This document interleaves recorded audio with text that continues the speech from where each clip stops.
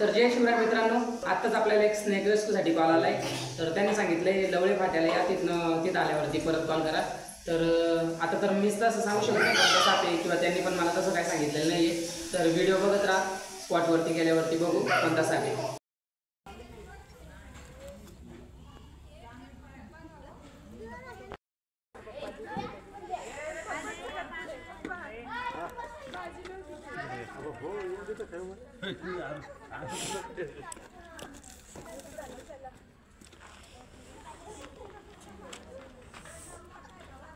मोठा आहे.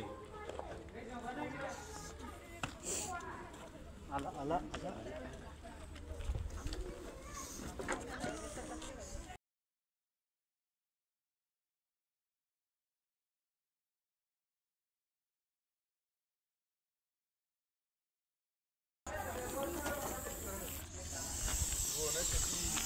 बोलणं शेती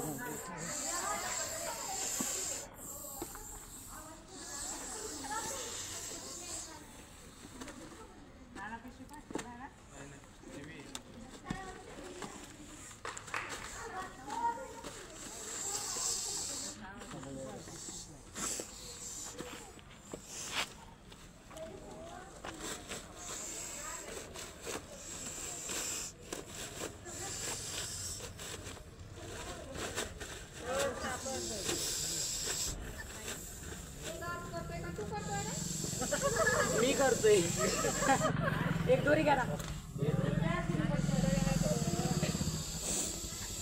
येतोय का आवाज? येते.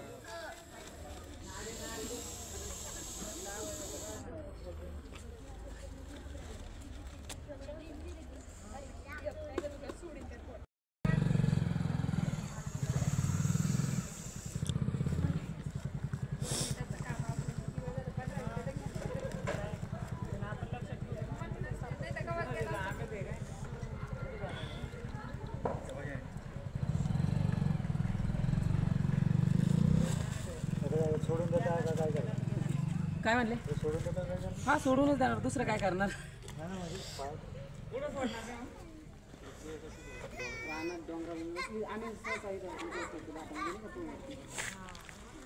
धन्यवाद दादा.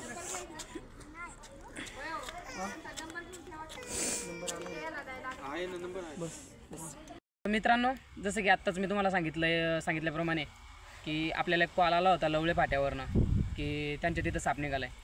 तर आपण कॉलवरती गेलो आहे, तिथं व्हिडिओ बनवला आहे, म्हणजे साप पकडण्याचा व्हिडिओ बनवला आहे.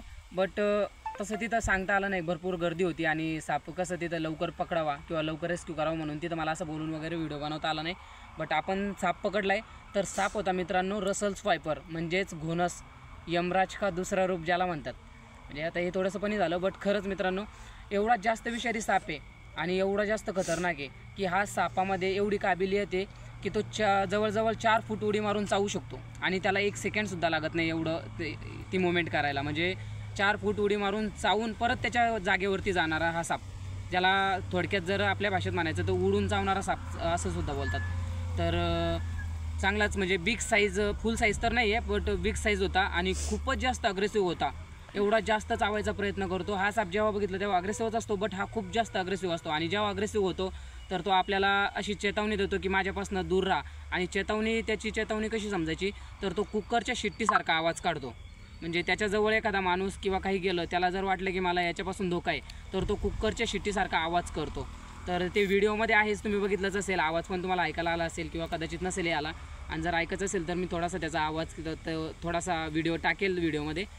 तर चला आपण त्याला आता रिलीज करून देऊ. या सापापासून खूप जास्त सतर्क राहायचं आणि याच्यापासून कधीही 5 फूट दूरच राहायचं.